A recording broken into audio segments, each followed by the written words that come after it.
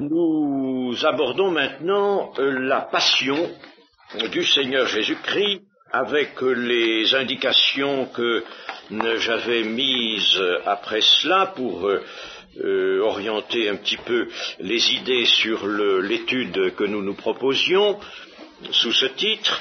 Alors, il y a Gethsémané, Golgotha, et j'avais ajouté le monde bouleversé par la mort de Christ. Gethsémané, Golgotha.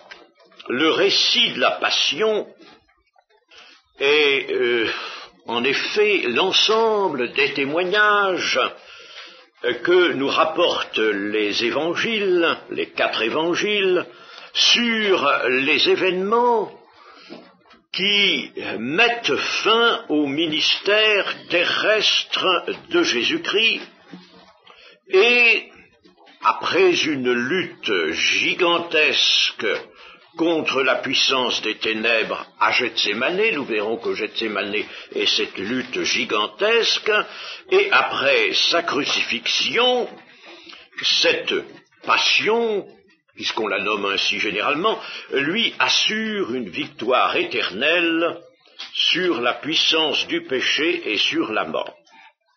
La passion est donc le dénouement du ministère de Jésus. Je dis dénouement parce que la lutte était déjà commencée.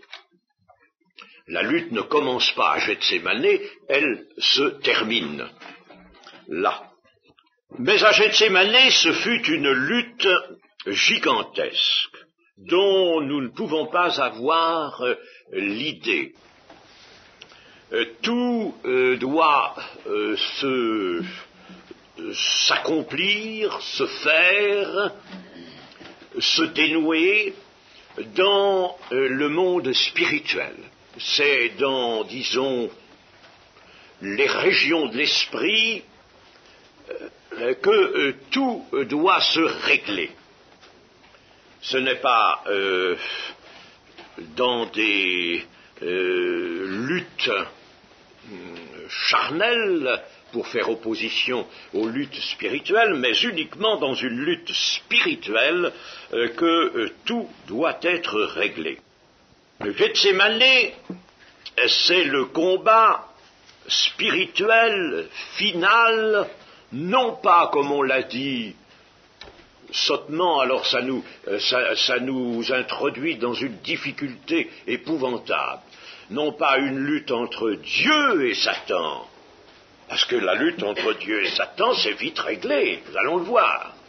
C'est une lutte entre le Fils de Dieu, entre la parole de Dieu incarnée dans son incarnation, dans sa chair, dans cette humanité qu'il prend là comme un creuset pour y forger l'homme nouveau, mais à travers une lutte, puisque l'homme nouveau va être obtenu d'une, je dirais, d'une matière première, qui est l'homme pécheur. L'homme pécheur, c'est la matière première, qu'il faut changer, transformer, mais attention, par le moyen d'une lutte. Alors c'est une lutte entre le Fils de Dieu et l'adversaire, Satan. Jésus combat pour l'humanité tout entière. Satan, bien entendu, veut maintenir et affirmer sa domination sur la terre et le monde des hommes. Cela c'est clair pour nous. Le Seigneur Jésus l'a appelé le prince de ce monde, ou le Dieu de ce siècle. Le Dieu de ce siècle, vous voyez, il a donc une position comme un Dieu. D'ailleurs, il n'a pas peur de dire à Jésus, je te donne tous les royaumes de cette terre si tu te prosternes et m'adores. Voyez-vous qu'il entend bien occuper la place d'un Dieu. Il s'est fait l'égal du Très-Haut et il veut exercer une autorité et une puissance de, je ne dirais pas de nature divine, mais ressemblant, prenant la place de la puissance divine. Il a donc une position de Dieu dans ce monde. Il est le Dieu de ce siècle. Ce siècle veut dire ce temps. Dans le grec, c'est aion, et cela veut dire, n'est-ce pas, une longue période, une grande période, et qui va se terminer quand le Seigneur Jésus, bien sûr, reviendra sur cette terre. Alors, présentement, le royaume de la terre, si on veut dire, pas en opposition à la notion de royaume de Dieu, eh bien, le royaume de la terre n'est pas celui de Christ, mais celui de Satan. C'est le royaume de Satan. Quant au royaume de Dieu, lui, il est venu avec Jésus-Christ. Jésus-Christ a pu dire le royaume de Dieu s'est donc approché, le royaume de Dieu est venu. Et il a montré le doigt de Dieu qui signifiait la venue, l'intrusion, on peut dire, du royaume de Dieu en plein royaume de Satan. Et le royaume de Dieu s'étant introduit sur la terre, il y a eu, bien entendu, immédiatement une lutte entre les deux royaumes. D'ailleurs, en anglais, il y avait un ouvrage, mais je ne me rappelle plus de qui était assez bon et qui s'intitulait « La lutte des deux trônes ». C'est bien vu ainsi, n'est-ce pas? Il y a un royaume qui vient, et naturellement, il y a une lutte. Imaginez dans les guerres que nous avons connues, une armée venant et constituant une tête de pont sur une autre rive.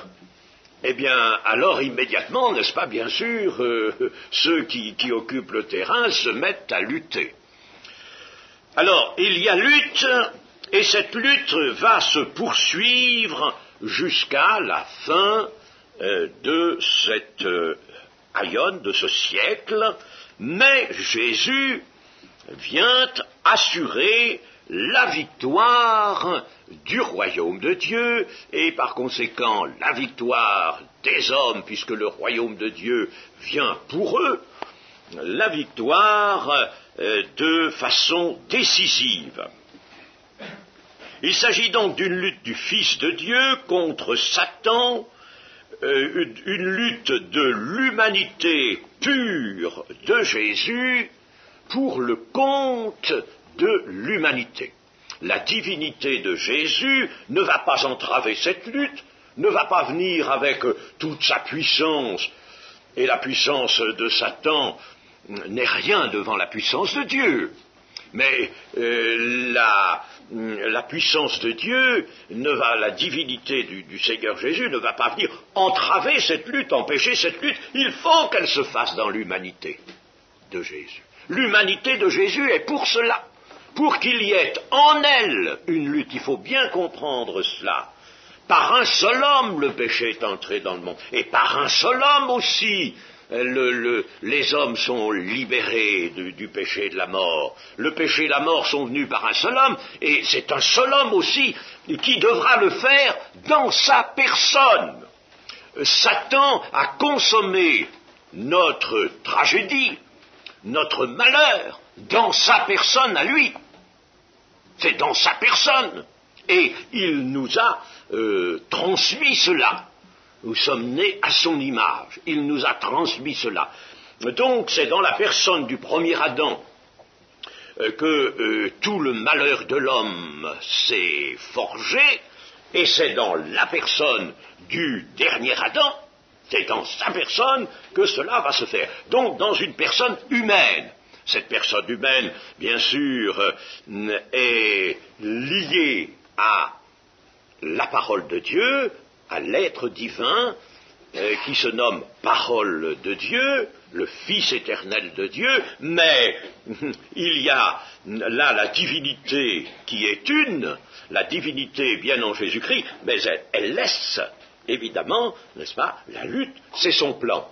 C'est le plan de la divinité. Elle laisse la lutte se faire dans la personne de Jésus-Christ. Et c'est tellement vrai que c'est la personne humaine de Jésus-Christ qui doit lutter,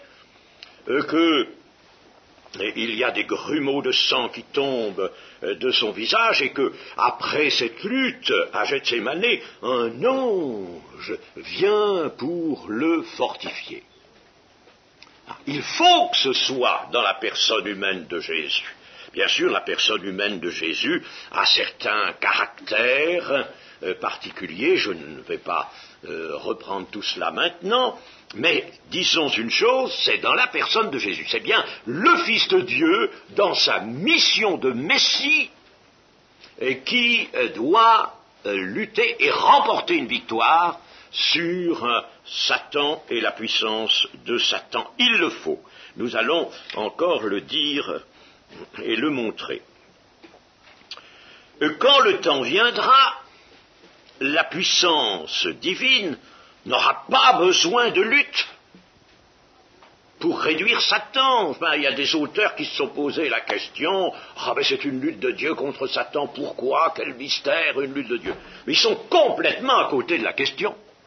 Dieu n'a pas besoin, pour réduire Satan, d'une lutte. Et la preuve en est que quand le temps viendra, la puissance divine s'exercera. Ce sera par exemple à l'entrée du millénium, à l'entrée des 1000 ans, dans Apocalypse 20 et versets 1 et 2. Puis je vis descendre du ciel un ange qui avait la clé de l'abîme et une grande chaîne dans sa main. Il saisit le dragon, le serpent ancien qui est le diable et Satan, et il le lia pour 1000 ans. Il n'y a pas besoin de lutte à ce moment-là. Quand c'est la puissance de Dieu, n'est-ce pas, un ange même qui est armé de la puissance de Dieu et qui vient, n'est-ce pas, il saisit le diable et puis il le lie. Il n'a pas besoin de lutter. C'est donc bien, n'est-ce pas, dans l'humanité que Jésus va lutter, par son humanité. Dieu n'aura aucune difficulté, de même à la fin, toujours dans le chapitre 20 de l'Apocalypse, à la fin des 1000 ans, chapitre 20, verset 10, et le diable qui les séduisait, puisque le diable est délié pour un peu de temps, n'est-ce pas? Ça vient d'être dit. Quand les 1000 ans seront accomplis, Satan sera relâché de sa prison et il sortira pour séduire les nations. Bien. Et alors, verset 10, et le diable qui séduisait les nations fut jeté dans les temps de feu et de soufre où sont la bête et le faux prophète, où sont l'antichrist et le faux prophète, et ils seront tourmentés jour et nuit au siècle des siècles, et ça ne souffre pas de difficulté. L'heure est venue, Satan est pris, n'est plus jeté en prison, il est jeté définitivement dans les temps de feu. Tout puissant qu'il est, n'est-ce pas, devant la puissance divine, il n'y a absolument rien, n'est-ce pas, qui puisse résister. La puissance de Satan qui, vue de nous, de notre côté, est énorme, est très grande, eh bien, devant la puissance de Dieu, elle n'est rien du tout. Elle n'est rien, vous voyez. Par conséquent, s'il y a une lutte sur le plan spirituel, il n'aura que des échecs. Il semble avoir pris des avantages quand le Seigneur Jésus est crucifié, que tout le monde l'abandonne, vu du côté de la terre, du côté des hommes. C'est bien, n'est-ce pas, les réflexions que l'on trouve dans l'Évangile. Mais alors, si tu es le Fils de Dieu, pourquoi n'emploies-tu pas ta puissance? Pourquoi ne descends-tu pas de la croix?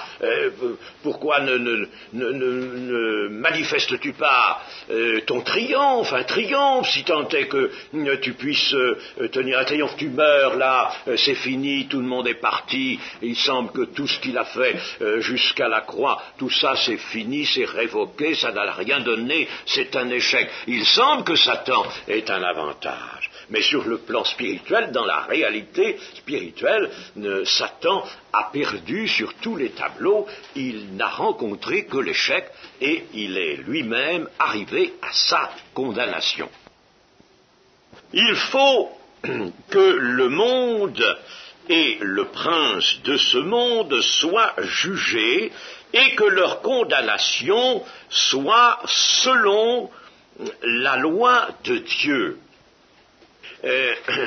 Donc, ce n'est pas une lutte, parce que c'est écrit malheureusement dans certains commentaires, hein, une lutte de Dieu contre Satan. Ah, si c'est une lutte de Dieu contre Satan, Satan, il ne reste pas là un centième de seconde.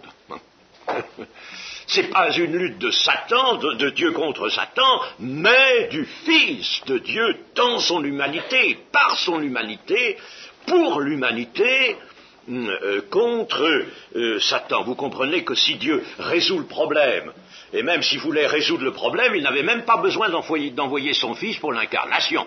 Il n'avait qu'à prononcer le jugement de ce monde, et puis c'était fini. On n'en parlait plus, Satan y compris.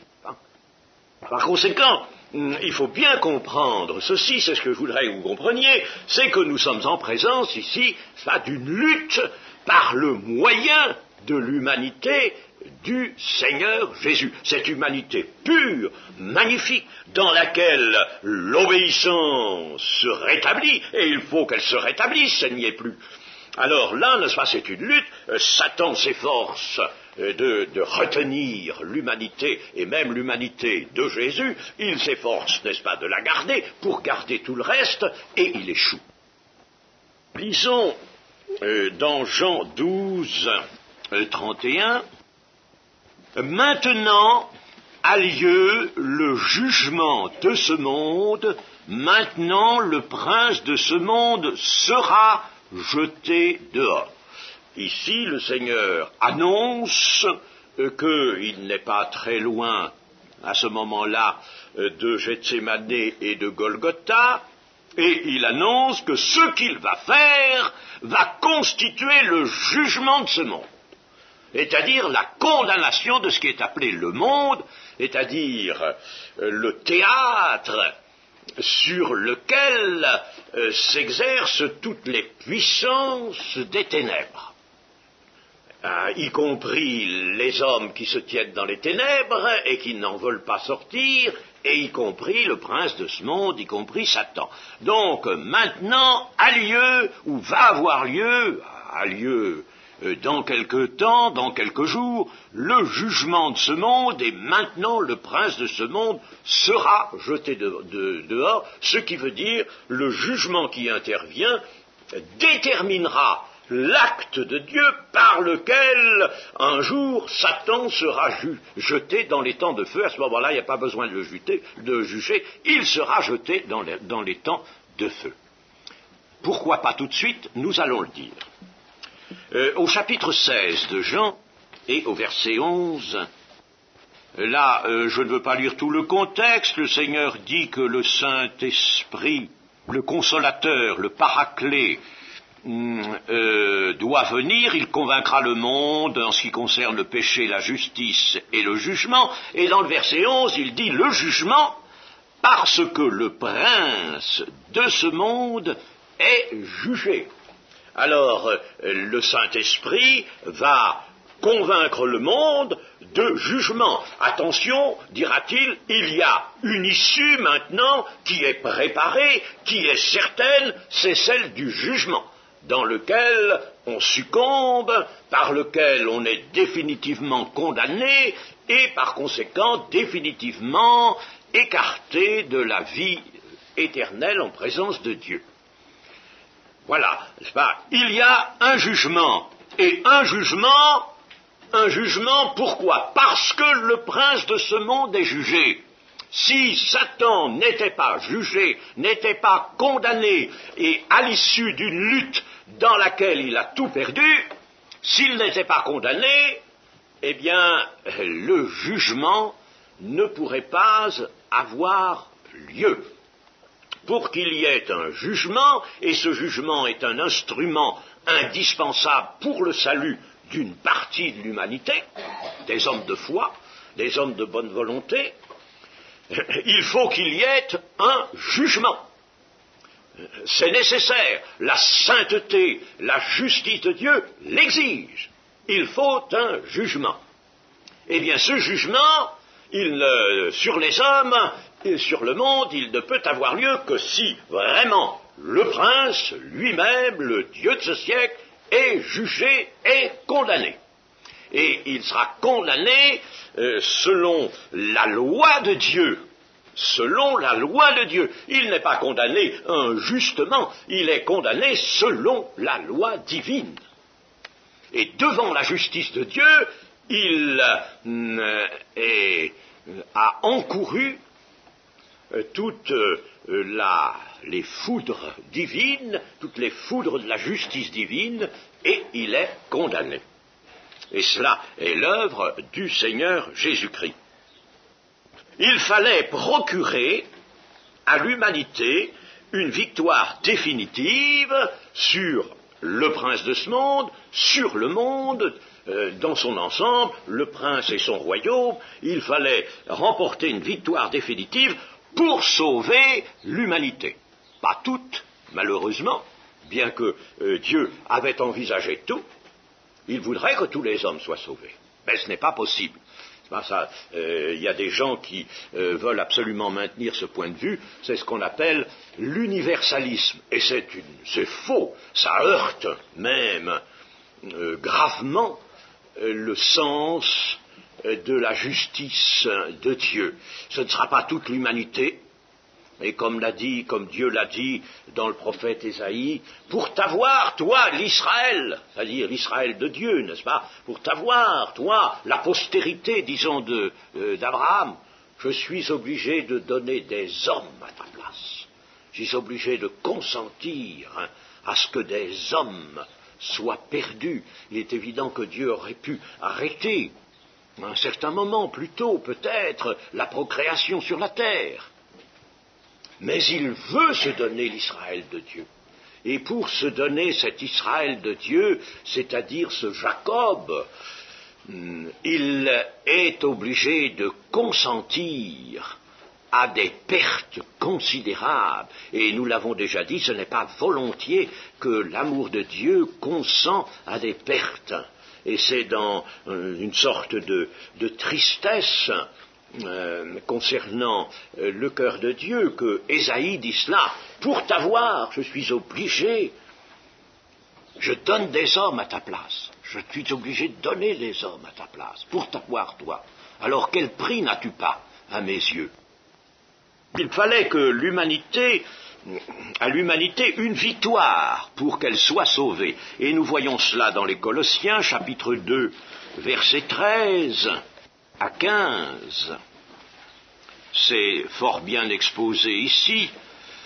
Vous qui étiez morts par vos offenses et par l'incirconcision de votre chair. L'incirconcision. Votre chair était donc la proie de toutes les puissances des ténèbres. Elle était incirconcise, ça veut dire, autrement dit, qu'elle était livrée aux ténèbres. Elle était vendue. C'est un terme biblique. Elle était vendue, il faut qu'elle soit rachetée. Alors vous qui étiez morts par vos offenses et par l'incirconcision de votre chair, il vous a rendu à la vie avec lui, en nous faisant grâce pour toutes nos offenses. Il a effacé l'acte dont les ordonnances nous condamnaient. L'acte, c'est un acte de justice dont les ordonnances nous condamnaient et qui subsistait contre nous. Et il l'a détruit en le clouant à la croix. Il a dépouillé les dominations et les autorités, y compris Satan, et les a livrées publiquement en spectacle en triomphant d'elles par la croix. Gethsémane et la croix, ensemble, ici la croix est mentionnée parce qu'elle est le grand point d'orgue, si vous voulez, mais Gethsémane compte aussi, bien sûr. Alors, il a dépouillé les autorités, les a livrées publiquement en spectacle, en triomphant d'elles par la foi. Vous voyez donc qu'il fallait triompher de Satan et de toutes les puissances démoniaques. Il fallait triompher d'elles pour délivrer l'homme, obtenir une victoire qui, elle, permet la grâce divine, la grâce du pardon, la grâce de l'affranchissement et de la délivrance.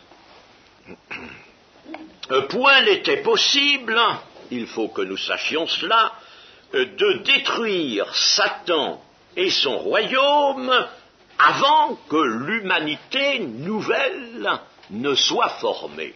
Ça répond à une préoccupation que peuvent avoir certains en disant, puisque Satan à la croix, lorsque le Seigneur meurt, il est déjà jugé, il est condamné, pourquoi ne l'expédie-t-on pas tout de suite dans les temps ardents de feu? Alors nous allons montrer que ce serait là, bien sûr, quelque chose qui empêcherait précisément, entraverait le plan de Dieu qui se propose de sauver beaucoup d'hommes. Il n'était pas possible donc de détruire le royaume de Satan avant que l'humanité nouvelle ne soit formée. L'humanité nouvelle, c'est le corps de Christ et l'Église. Y compris tous ceux des anciennes dispensations, bien sûr, que nous voyons désignés dans Hébreux 11, chapitre 11 des Hébreux, n'est-ce pas, tous ces témoins qui nous attendent, mais eux aussi vont participer à la gloire, bien sûr, et sur la base de la victoire remportée par le Seigneur Jésus. Il faut donc que tous les hommes de foi soient rassemblés, tous ceux dont le Seigneur s'est donné le volume. Il y a un numerus clausus que Dieu s'est fixé. Il s'est fixé, puisque la Bible nous parle du dernier homme qui entrera, et à partir de ce moment-là, alors c'est fini, n'est-ce pas? Eh bien, il y a un certain nombre d'hommes que Dieu a en vue, qu'il faut rassembler après la victoire de Christ sur Satan. Si Satan avait été jeté dans les temps de feu trop tôt, comme d'aucuns le suggèrent, disons, on aurait été bien tranquille, puisque Satan est condamné. Nous sommes là, n'est-ce pas, toujours en but à sa séduction, et lui et les démons, ces esprits méchants dans les lieux célestes, contre lesquels nous-mêmes nous avons à lutter. Alors si Satan avait été mis tout de suite dans les temps de feu, saurions très bien, il y en a qui pensent cela, n'est-ce pas? Évidemment, ils ne réfléchissent pas, il faut méditer et réfléchir autrement que cela. Si Satan avait été jeté dans les temps de feu, avant Gethsémanée la croix, là il y a un peu, si vous voulez, vous voyez une échelle des temps. Bien sûr, la distance entre les différentes mentions n'est pas proportionnelle au temps qui s'écoule, naturellement, ça ne se fait pas chercher ça. Il m'aurait fallu un tableau très haut. Alors, voyez, n'est-ce pas, Dieu permet la création. Il permet la création. À ce moment-là, Satan a déjà entrepris son expérience, il a déjà voulu se faire l'égal du Très-Haut. Bien, alors le mal est déjà né. Le mal, avec Satan et les anges de Satan, comme ils sont nommés, les démons. Alors, Dieu crée l'homme, création de l'homme sur la terre. Bien, et il le met à l'épreuve. Et il laisse Satan entrer dans le jardin d'Éden comme tentateur. Et il met même un objet de la tentation, l'arbre de la connaissance du bien et du mal. C'est donc que Dieu a en vue de constituer une humanité et de la sauver. Alors la chute, eh bien Dieu ne pouvait, bien sûr, il l'a prévu, puisqu'il a prévu de sauver les hommes dès avant la fondation du monde, par conséquent dès avant la création de l'homme, par son Fils Jésus-Christ, comme nous le dit le chapitre 1 des Éphésiens. Alors, voici qu'au bout d'un temps intervient l'incarnation. La parole de Dieu vient et Dieu introduit, comme c'est dit, le premier-né dans le monde. L'incarnation. Si Dieu avait ici supprimé Satan à ce moment-là, c'est-à-dire avant même Gethsémanée et Golgotha, eh bien, aucune victoire n'était remportée. Alors qu'arrivait-il? Eh bien, c'est que les hommes qui avaient vécu, l'humanité qui s'était formée, n'étaient pas sauvés. Bon, ça c'est facile à comprendre, mais enfin je le dis quand même pour que nous puissions faire un raisonnement complet. Alors, intervient Gethsémane et Golgotha, c'est-à-dire le crucifixion de Jésus. Alors là, la victoire, elle est remportée. Si à ce moment-là, puisque la victoire est remportée, Dieu jetait Satan dans l'étang de feu, à ce moment-là, eh bien, c'est très bien, on pourrait peut-être, on considérerait que des hommes, par l'action rétroactive de la victoire de Christ, seraient sauvés, des hommes qui ont vécu avant, mais les hommes, Dieu se priverait des hommes qui vont venir ensuite. Or, il n'entend pas se priver de cela. Alors, voici que la victoire est donc remportée ici. Elle est remportée, la victoire est là, Satan est condamné, il est déjà jugé, il y a un jugement de condamnation, il est condamné, et cependant, l'exécution du jugement est différée.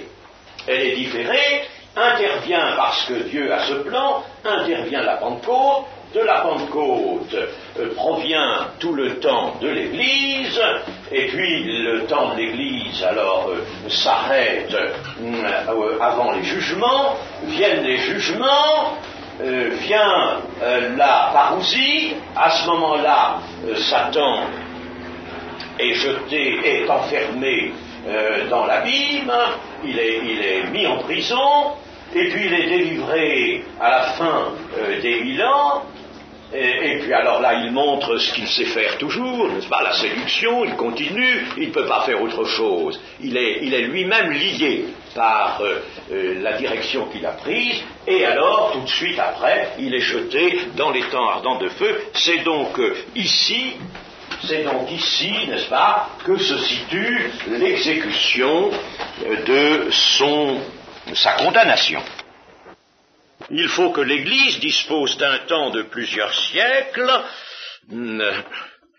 car autrement, il n'y aurait eu qu'une partie des hommes que Dieu désirait sauver, et qui l'auraient été, et encore est-il, n'est-ce pas, que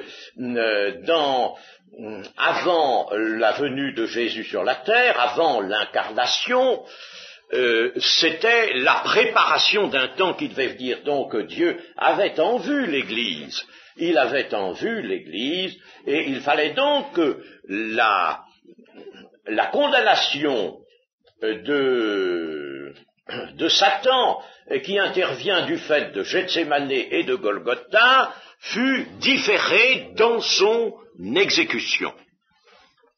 Elle est seulement différée. Et il faut que l'Église, mes amis, l'Église qui va, au cours des siècles qui lui sont ménagés, il faut que l'Église ait en face d'elle Satan. Et tout ce monde démoniaque, comme Paul nous le dit, n'est-ce pas, ces dominations, ces autorités, ces esprits méchants qui sont là dans les airs et qui nous font lutter. Nous n'avons pas à lutter contre la chair et le sang seulement, mais contre ces autorités-là. Et il faut que l'Église ait à lutter. Pourquoi? Pour son salut. Pour son salut. Parce que, mes amis, la foi sera, puisque le mal est entré dans le monde, c'est pas Dieu qui l'a créé, c'est Satan. Mais puisque le mal est là, et que Satan répand le mal et excite les créatures de Dieu au mal, eh bien, alors ces créatures vont recevoir en elles une force, les lois de Dieu vont être écrites dans les cœurs, et avec ça, armés de la victoire du Seigneur Jésus-Christ, leur maître, leur sauveur et leur Seigneur, alors avec ça, ils vont devoir manifester la foi dans une victoire contre la puissance du mal. Et c'est ça le sens de notre vie chrétienne. Une lutte, un combat, le combat de la foi, et en définitive, ce que le Seigneur désire, ce sont des vainqueurs. Il veut des vainqueurs. Mes amis, rendons-nous bien compte du plan de Dieu, n'est-ce pas? Et il faut être dans ce plan-là. Des vainqueurs, il veut des vainqueurs, il veut par conséquent que la lutte continue. Et c'est pourquoi Satan n'est pas jeté maintenant dans les temps ardents de feu. Quand le dernier sera rentré, alors là, ce sera une autre affaire. Voyez, n'est-ce pas, il faut voir tout cela, et les hommes qui auront donc eu la foi, et j'espère que nous sommes de ceux-là, hommes et femmes qui auront eu la foi, qui se seront servis par la foi de la victoire de Jésus, qui vraiment auront senti en eux la force, la puissance que leur procurent les lois de Dieu, accomplies par Jésus-Christ. Ils ont des lois toutes accomplies en eux, ils ont cette force, c'est écrit dans leur cœur. Alors ces hommes-là auront lutté, leur foi sera aguerrie, ils seront rendus inébranlables. Notre foi doit nous amener à cette situation-là, nous rendre inébranlables pour l'éternité. Il ne s'agit pas qu'on recommence plus tard l'expérience de Satan. C'est très, très vaste tout ça, n'est-ce pas? C'est très important. En général, on ne réfléchit pas assez à ces choses-là. Alors, on accepte évidemment ce que dit l'Écriture, mais dans le fond, on ne cède pas à l'invitation de Jésus qui nous dit « Mais comprenez ces choses. Comprenez donc. Vous ne comprenez ni les Écritures ni la puissance de Dieu, disait-il aux Sadducéens. Il faut comprendre toutes ces choses-là pour voir toute la lumière de ce plan de Dieu. » Ainsi, Satan a triomphé de l'homme et il domine sur lui selon un principe qui est exprimé dans la deuxième épître de Pierre, chapitre 2, verset 19. Ils leur promettent la liberté quand ils sont eux-mêmes esclaves de la corruption, car chacun est esclave de ce qui a triomphé de lui. Or, comme Satan, par sa ruse, a triomphé d'Adam et d'Ève, eh bien, il a pris la domination sur l'homme, sur Adam et sur toute l'humanité. Alors, Christ va reprendre cette domination à Satan et le conduire, lui, au jugement qui le condamne. Pour que l'homme soit sauvé, il faut qu'il s'appuie sur la victoire de Christ par le moyen de la foi, c'est le seul moyen qui lui est donné, seul moyen efficace. Il faut qu'il s'appuie sur la victoire de Christ et qu'il en fasse sa force spirituelle, car c'est spirituellement que l'homme est vainqueur. L'homme n'est pas vainqueur autrement que spirituellement. Il n'est pas vainqueur par une force morale, par une action psychique sur lui-même, parce que là, n'est-ce pas, ce serait encore la chair. Il est victorieux, il est vainqueur, spirituellement, tout se passe dans la région de l'esprit. Tout est affaire spirituelle, d'esprit. La chair ne sert de rien. Si, dans un sens, elle sert à quelque chose. Mais pour cette lutte, elle ne sert de rien. Tout est dans l'esprit. Alors nous allons le voir, cela, parce que c'est important. Dans le premier livre de Samuel, au chapitre 2, nous avons ce magnifique cantique de d'Anne, la mère de Samuel, la future mère de Samuel. Ce cantique, c'est magnifique, c'est un chef-d'œuvre de l'inspiration, voilà une femme qui ne sait pas grand-chose, mais son âme est livrée à Dieu. son âme est transparente et l'Esprit de Dieu vient là et lui fait dire des paroles merveilleuses. Alors nous allons lire 9 à 10. Elles sont prophétiques, ces paroles d'Anne. Chapitre 2, verset 9. Il gardera les pas de ses bien-aimés, mais les méchants seront anéantis dans les ténèbres, car l'homme ne triomphera point par la force. Vous voyez, l'homme ne triomphera point par la force, c'est-à-dire par sa force à lui. Les ennemis de l'Éternel trembleront, du haut des cieux, il lancera sur eux son tonnerre, l'Éternel jugera les extrémités de la terre, c'est-à-dire toute la terre sans rien en excepter, l'Éternel jugera, il donnera la puissance à son roi, et c'est-à-dire au Messie, et il relèvera la force de son oint. Vous voyez, il relèvera la force de son oint. Et nous avons là, bien sûr, une échappée prophétique lointaine, déjà lointaine à ce moment-là, sur l'œuvre du Seigneur Jésus, Dieu qui donne la puissance à son roi, mais son roi a pris une humanité telle que la nôtre pour lutter par ce moyen, et il relève la force de son oint, la force humaine du Seigneur Jésus. Il y a un ange qui vient fortifier le Seigneur Jésus. Eh bien, c'est admirable que cette humble femme qui venait tout simplement pour recevoir la grâce d'un enfant, et c'est admirable qu'elle puisse prononcer des paroles comme celle-là. Voyez, alors donc, l'homme ne triomphera point par la force. Ça, c'est un grand principe de Dieu. Lisons maintenant dans le psaume 68 et le verset 4.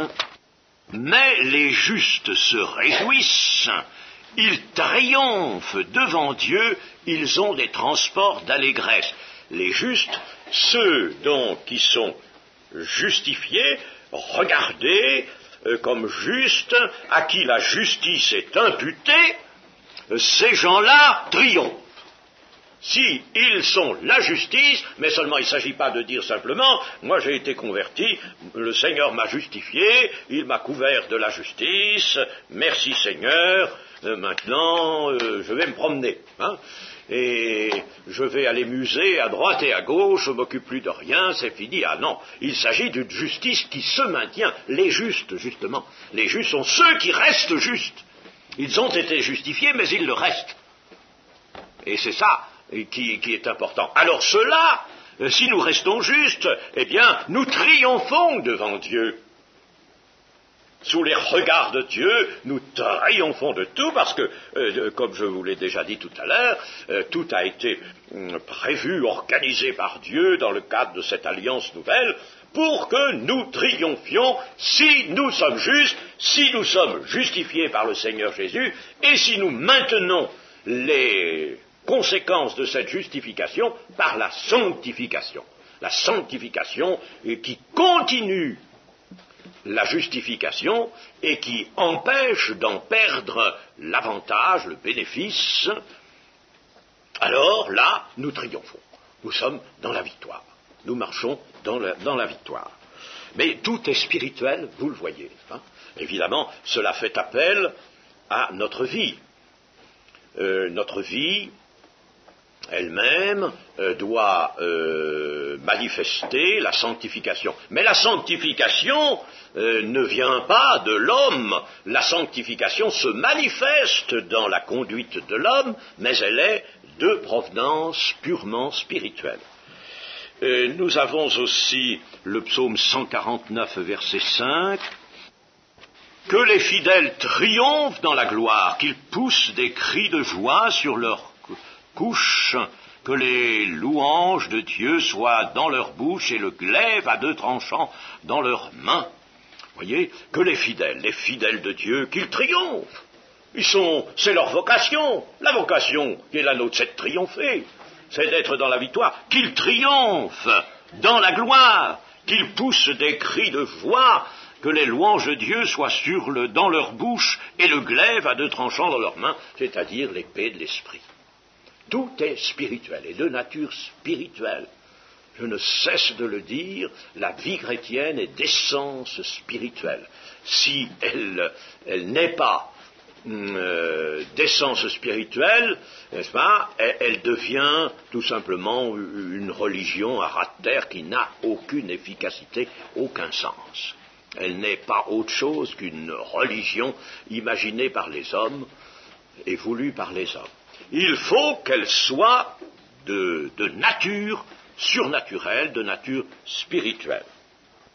Il est dit aussi que Jésus fait triompher la justice, et puis alors il est dit dans 2 Corinthiens 2,14, Dieu nous fait triompher en Christ. Il nous fait triompher, il nous tient dans le triomphe sur Satan, sur toutes les dominations. Et puis, enfin, dans Jean, il est dit aussi, la première épître de Jean, ce qui est né de Dieu, nous sommes vraiment nés de Dieu, ce qui est né de Dieu triomphe du monde, parce que Christ a vaincu le monde. Prenez courage et vaincu le monde. Hein. Il a vaincu le monde, alors nous triomphons du monde, c'est-à-dire, n'est-ce pas, je le disais tout à l'heure, de ce théâtre. Le monde, c'est le théâtre où les puissances démoniaques, les puissances ténébreuses se donnent libre cours, c'est leur théâtre, c'est leur champ d'action. Le monde, c'est ça, surtout dans l'évangile de Jean. Gethsémane et la croix sont des événements qui atteignent le monde entier. Mes amis, il faut que nous élargissions un peu notre vision, nos pensées, nos vues. Il faut demander au Seigneur qu'il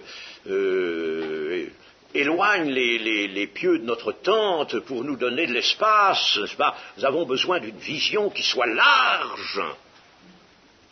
Gethsémane et la croix sont des événements qui atteignent le monde entier.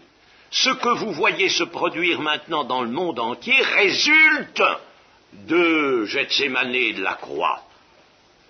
Une victoire a été remportée, elle est là, entière, définitive, et ses conséquences sont éternelles, mais elles se font déjà sentir dans le royaume de Satan. Et la preuve, c'est que Satan est comme un lion qui se sent traqué, un lion rugissant, il sait qu'il en a pour peu de temps. Tout ça, l'Écriture nous le dit, n'est-ce pas? Et alors il rugit. Il essaie de redoubler de force. Il va redoubler de force. Il va introduire, lui, dans le monde, dès que le Saint-Esprit lui permettra, il va introduire dans le monde son homme, l'Antichrist, dans lequel il viendra, comme il est venu dans Judas.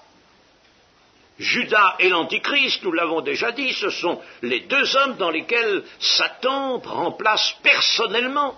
Il le sait, il va mener la lutte par tous les moyens dont il peut disposer jusqu'à la fin. Alors, vous voyez, n'est-ce pas, que le monde est véritablement secoué et bouleversé par la mort expiatoire de Jésus, par la victoire de Jésus. L'univers même est jugé. L'univers est jugé, tous les démons sont jugés. Ne viens pas, disent les démons à Jésus, ne viens pas nous introduire trop tôt dans l'abîme. Ils savent bien cela. Par sa mort, donc, Jésus provoque la crise définitive de l'histoire des hommes et même de l'univers qui a été perturbé par Satan et par les démons. Jésus, victorieux de Satan à Gethsémane, mourant à Golgotha, exerce sur la marche de l'histoire une action décisive et éternelle. Et c'est pour ça que Jésus, comme il nous le dit dans l'évangile de Luc, chapitre 12 et verset 50, chapitre 12 et verset 50, Jésus a hâte Il a hâte quand il est sur la terre. Il a hâte de mourir. Il est un baptême dont je dois être baptisé, c'est sa mort. Et combien il me tarde qu'il soit accompli. C'est pas qu'il est impatient pour... vous comprenez bien, on ne peut pas prêter de faux sentiments au Seigneur pour que ce soit vite passé, parce que c'est un moment très, très douloureux, très dur, n'est-ce pas? Non, c'est pas ça. Il hâte, bien sûr, dans une pensée noble, d'une pensée pure, une pensée magnifique. Il hâte parce que il faut qu'il exerce cette action capitale, terrible, éternelle, sur ce monde. Il a hâte que cette action soit là, soit faite, soit réalisée. Il a hâte de mourir, n'est-ce pas? Il porte, lui, le destin des hommes et le destin du monde. Aussi bien, n'est-ce pas, le destin de ceux qui iront dans les temps de feu, que ceux qui iront avec lui dans la cité céleste. Il porte tout cela. Et notre monde aujourd'hui, nous devrions nous voir cela. Moi, de temps en temps, enfin presque, si je le peux, journellement, j'écoute un peu rapidement les informations, parce que il faut voir ce monde se débattre. Littéralement, le monde se débat. Le monde est dans ce filet. Satan est dans le filet aussi. C'est pas, ils sont pris, ils se débattent. Et pour sortir du filet, il faut saisir la main de Jésus-Christ. Voilà, tout simplement. Mais ils ne le veulent plus. De moins en moins aujourd'hui. L'incrédulité est massive sur la terre, maintenant avec l'intelligence, la science et tout ce dont l'homme se targue, l'homme qui se veut adulte, l'homme qui se veut total, l'homme total. Alors, on ne veut plus de foi, on ne veut plus de la parole de Dieu. Jésus-Christ, d'aucuns, une partie de l'humanité lui garde encore un certain respect, mais c'est tout. Et encore pas tout le monde, mais c'est tout, n'est-ce pas? Mais de reconnaître qu'il est le Fils de Dieu, reconnaître que sa mort sur la croix est une victoire éternelle, ça non, maintenant on ne le veut plus du tout. Satan partout a éteint le feu que Jésus était venu mettre sur la terre, au point que ce feu de l'amour, ce feu de la ferveur, l'amour se refroidit, l'amour s'éteint, a dit le Seigneur Jésus, l'iniquité grandit. Alors, le Saint-Esprit, un jour prochain, va partir, car le Saint-Esprit va partir avant l'Église, attention. Le Saint-Esprit va partir, l'Église, elle, va voir l'impie dans son apparition. Elle va voir l'impie. Et elle le verra, je ne sais pas combien de temps, elle le verra, puis elle s'en ira, elle, et l'impie, c'est-à-dire l'Antichrist, entrera dans cette phase, la deuxième partie de son règne, cette phase redoutable, terrible. La première partie sera euphorique, et dans la deuxième, alors ce sera les jugements. Les jugements, les fléaux vont tomber là, l'Église sera partie. Mais attention, il faut que l'Église voie. Il faut, avant notre réunion avec le Seigneur, il faut que paraisse l'impie. C'est une disposition divine, l'Église doit voir paraître l'impie, l'Antichrist. Alors, n'est-ce pas, le monde est actuellement sous le poids extraordinaire des conséquences de Golgotha et de Gethsémanée. Ça a bouleversé le monde, ça va le bouleverser d'une façon alors sensationnelle et visible. Quand Jésus viendra, il y aura les fléaux, la terre va être réduite en un champ de ruines, et puis alors après, le Seigneur Jésus descend mais descend dans la gloire de Dieu, son Père, cette fois-ci pas comme le Messie souffrant, mais comme le Messie pour le règne. Il vient dans la puissance de Dieu, avec tous ses saints, toute l'Église, qui est devenue l'épouse.